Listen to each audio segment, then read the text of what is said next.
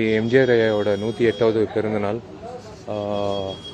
அவருக்கு அவருக்கு மரியாதை செலுத்தணும்னு ஒரு பொதுச் செயலாளராக இல்லை, அவரோட ரசிகனா, அவர் நேசிக்கிற ஒரு சாதாரண ஒரு சாமானியனா அவருக்கு மரியாதை செலுத்தணும்னு இப்போது நடிகர் சங்கம் அலுவலகத்தில் செஞ்சுருக்கோம்.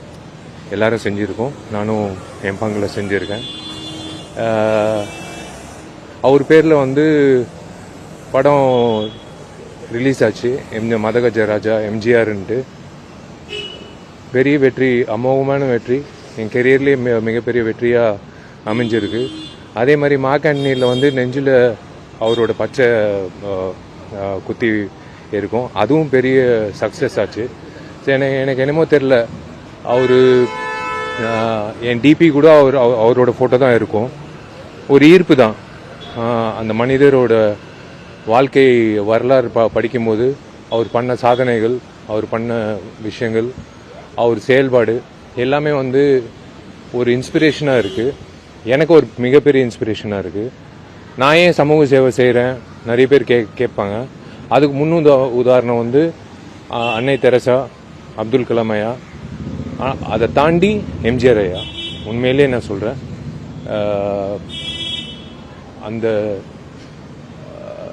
அந்த மிட் டே மீல் அப்படின்னு கொண்டு வந்த சத்துணவு, அந்த அந்த ஸ்கீம் கொண்டு வந்த ஒரு நபர், எல்லாருக்கும் ஏழைகளுக்காக வாழ்ந்த ஒரு அரசியல்வாதி,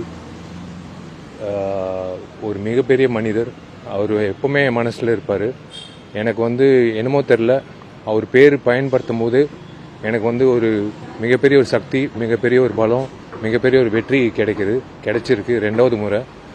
ஸோ வாழ்நாள் பூரா அவரை மறக்க முடியாது. இது 108, 208 ஆனால் கூட கண்டிப்பாக மறக்க முடியாத ஒரு நபர். ஸோ கட்டட பணிகள் நீங்கள் பார்த்தீங்கன்னா தான் தாண்டிடுச்சு, பெரிய அளவில் போயிட்டுருக்கு, நான்ஸ்டாப்பாக போயிட்டுருக்கு. இனிமேல் எந்த தடையும் வராது, கண்டிப்பாக வராது. யாருக்கும் அந்த தைரியம் கிடையாது இனிமேல் தடையை போடுறதுக்கு. இந்த கட்டடம் மேபி மார்ச் ஒரு ஏப்ரல் வரும்போது நீங்கள் எல்லோரும் இந்த மைக்கு விஷால் பக்கம் திருப்ப மாட்டீங்க, இல்லை இந்த கேமரா என் பக்கம் திருப்ப மாட்டீங்க, நீங்கள் அந்த பில்டிங் பக்கம் தான் நீங்கள் திருப்புவீங்க. நீங்கள் எல்லாரும் அந்த பில்டிங்குள்ளே உங்களை கூட்டிகிட்டு போய் அந்த பில்டிங்கை காட்டணும்னு என்னோட ஆசை.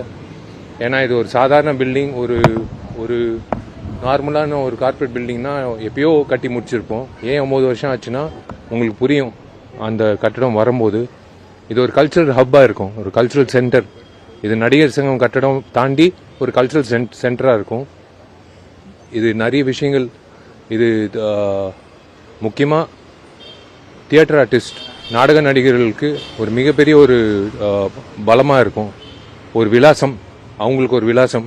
எங்கிட்டு போனோம், சென்னைக்கு வந்தால் எங்கிட்டு போய் கேட்குறது, எங்கிட்டு போய் தங்குறது அப்படின்னு இருக்கும்போது இது ஒரு விலாசமாக இருக்கும் எல்லா நடிகர்களுக்கும். இந்த building it will be an iconic building for in Tamil Nadu. கண்டிப்பாக நானும் எதிர்பார்க்குறேன். ஏன்னா 9 வருஷம் ஆச்சுல்ல, கண்டிப்பாக அது ஏதோ உளறிட்டேன் அப்படின்ட்டுல, நான் ஒரு சபதம் எடுத்தேன். கண்டிப்பாக எல்லாத்துக்கும் ஒரு டைம் வரும், அதுக்கும் ஒரு டைம் வரும். அது கண்டிப்பாக நீங்கள் எல்லாரும், உங்கள் எல்லாருக்கும் நீங்கள் இப்போ பட்டு சட்டை பட்டு வேட்டியோட நீங்கள் என்னை வாழ்த்தணும்னு நான் எதிர்பார்க்குறேன். ஹெல்த்து நான் ஒரே ஒரு விஷயம் நான் சொல்கிறேன். ஒரு நிமிஷம், ஒரு மைக்கு கொடுங்களேன். இது இந்த நிலநடுக்கத்துக்கே ஒரு சின்ன துண்டு நியூஸ் போடுவாங்க, அது ஒரு நாளில் மறந்துடுவாங்க. ஆனால் இந்த விஷாலோட நடுக்கத்துக்கு கனடா வரைக்கும் உலகம் முழுக்க என்னை போய் சேர்த்து வச்சுட்டீங்க. இதில் என்ன ஒரு பாசிட்டிவ் விஷயம் என்னன்னா, யாரெல்லாம் என்னை நேசிக்கிறாங்க, யாரெல்லாம் இது எனக்கு ஒரு மிகப்பெரிய, நீங்கள் எனக்கு ஒரு ஹெல்ப் பண்ணியிருக்கீங்க. நான் ஒவ்வொரு வீட்டுக்கு போய் என்னை பிடிக்குதா என்ன பிடிக்குதா அப்படின்னு கேட்கறத விட, ஒரே நேரத்தில் வெளிநாட்டிலிருந்து ஃபோன் வரும்போது எனக்கு ஒரு விஷயம் புரிஞ்சுது. அத்தனை பேர் உண்மையிலே வந்து ஒரு ஒரு கன்சர்ன் காட்டினாங்க. அது நீங்கள் கொடுத்த பாக்கியம்தான் அந்த வீடியோ. என் ஹெல்த்து ஒன்றும் பிரச்சனை இல்லை, நான் நல்லா தான் இருக்கேன். அதான் நான் சொல்கிறேன், மார்க்கண்டின டைலாக், நான் எப்போ விழுவேன்னு எல்லாரும் காத்துட்டு இருப்பாங்க. விஷால் வந்து விழவும் மாட்டான், விடவும் மாட்டான். கண்டிப்பாக வந்து நெத்தி அடி தான் அடிப்பான். நான் வந்து என் ஹெல்த்து பற்றி ஒன்றும் பிரச்சனை இல்லை. அன்றைக்கி வந்து எனக்கு சிவியர் ஃபீவரு, என்னால் முடியல, உடம்பெல்லாம் ஷிவரிங் இருந்தது. டாக்டர் வந்து போவேனான்னு சொன்னாங்க. என்னோட மேனேஜர் ஹரி எல்லாரும் சொன்னாங்க தயவுசெய்து போவேனான்னு. 12 வருஷம் கழிச்சு என் படம் வருது. 12 வருஷம் நானும் சுந்தர் சார் வந்து எவ்வளோ ஏங்கணும்னு எங்கள் 2 பேர் தெரியும். அவர் முகத்தை வந்து இப்போ யோசித்தேன் கண்ணாடி பார்த்து.